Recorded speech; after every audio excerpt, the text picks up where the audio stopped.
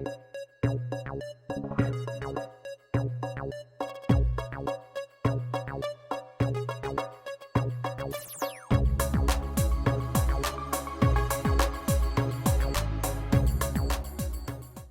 शिष्य पर कहानी।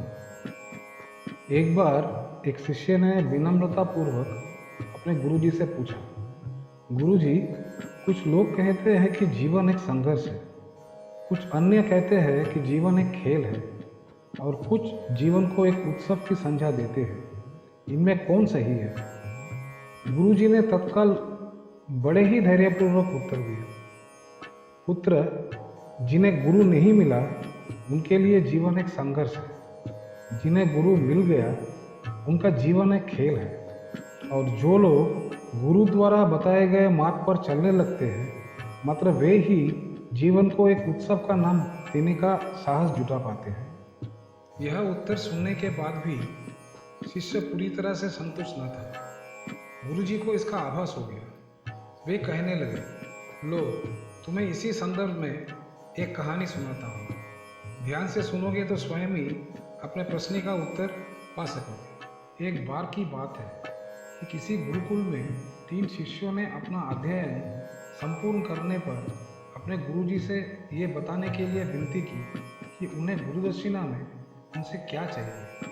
गुरुजी पहले तो मंद मंद मुस्कुराए और फिर बड़े स्नेहपूर्वक कहने लगे, मुझे तुमसे गुरुदक्षिणा में एक थैला भर के सूखी पत्तियाँ चाहिए, ला सकोगे? वे तीनों मन ही मन में बहुत प्रसन्न हुए, क्योंकि उन्हें लगा कि वे बड़ी आसानी से अपने गुरुजी की इच्छा पूरी कर सकेंगे। सूखी पत्तियां तो जंगल में सर्वत्र बिखरी हुई रहती है। वे उत्साहपूर्वक एक ही स्वर में बोले, जी गुरुजी, जैसे आपकी आज्ञा। अब वे तीनों शिष्य चलते चलते एक समीपस्थ जंगल में पहुंच चुके थे, लेकिन ये देखकर कि वहां पर तो सूखी पत्तियां केवल एक मुट्ठी भरी थी, उनके आश्चर्य का ठिकाना ना रहा। वे सोच में पड़ गए कि आखिर जंगल से कौन सूखी पत्तियां उठाकर ले गया होगा। इतने में ही उन्हें दूर से आता हुआ कोई किसान दिखाई दिया। वे उसके पास पहुंचकर उससे विनम्रतापूर्वक याचना करने लगे कि वो उन्हें केवल एक थैला भर सूखी पत्तियां दे दे। अब उस किसान ने उनसे क्षमा याचना करते हुए उन्हें ये बताया कि वह उनकी मदद नहीं कर सकता, क्योंकि उसने सूखी पत्तियां का ईंधन के रूप में पहले ही उपयोग कर लिया था। अब वे तीनों पास में ही बसे एक गांव की ओर इस आशा से बढ़ने लगे कि हो सकता है वहां उस गांव में उनकी कोई सहायता कर सके। वहां पहुंचकर उन्होंने जब एक व्यापारी को देखा तो बड़ी उम्मीद से उसे एक थैला भर सूखी पत्तियां देने के लिए प्रार्थना करने लगे, लेकिन उन्हें फिर से एक बार निराशा ही हाथ आई, क्योंकि उस व्यापारी ने तो पहले ही कुछ पैसे कमाने के लिए सूखी पत्तियां के दोने बनाकर बेच दिए थे। लेकिन उस व्यापारी ने उदारता दिखाते हुए उन्हें एक बूढ़ी माँ का पता बताया, जो सूखी पत्तियां एकत्रित किया करती थी। पर भाग्य ने यहाँ पर भी उनका साथ नहीं दिया, क्योंकि वो बूढ़ी माँ तो उन पत्तियों के अलग अलग करके कई प्रकार की औषधियाँ बनाया करती थी। अब निराश होकर वे तीनों खाली हाथ ही गुरुकुल लौटे। गुरुजी ने उन्हें देखते ही स्नेहपूर्वक पूछा, पुत्रों, ले आए गुरु दक्षिणा? तीनों ने सर झुका लिया। गुरुजी द्वारा दोबारा पूछे जाने पर उनमें से एक शिष्य कहने लगा, गुरुदेव, हम आपकी इच्छा पूरी नहीं कर पाए। हमने सोचा था कि सूखी पत्तियां तो जंगल में सर्वत्र बिखरी ही रहती होगी, लेकिन बड़े ही आश्चर्य की बात है कि लोग उनका भी कितने तरह से उपयोग करते हैं।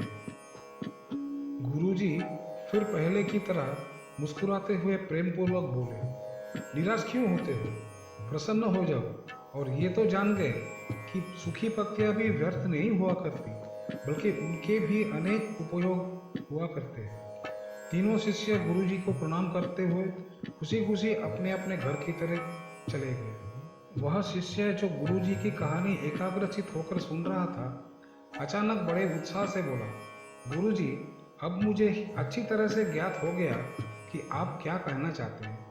आपका संकेत वस्तु इसी और है ना, कि जब सर्वत्र सुलभ सूखी पत्तियां भी निरर्थक या बेकार नहीं होती है, तो फिर हम कैसे किसी भी वस्तु या व्यक्ति को छोटा और महत्वहीन मानकर उसका तिरस्कार कर सकते हैं।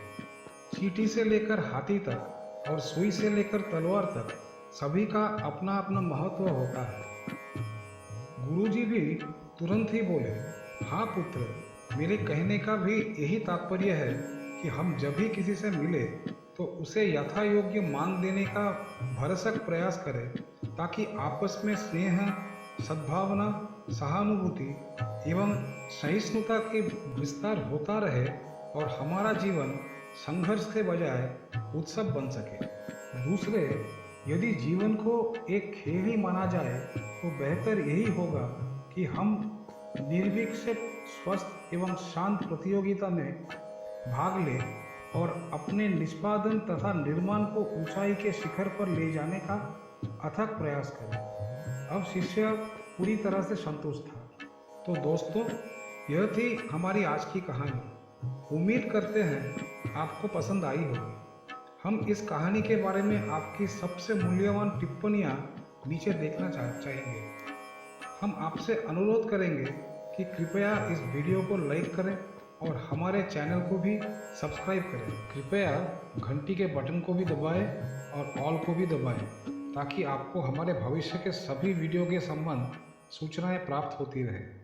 हम आपको बहुत बहुत धन्यवाद देना चाहते हैं और अभी के लिए साइन आउट करना चाहते हैं और हमारे अगले वीडियो में फिर से मिलते हैं। नमस्कार।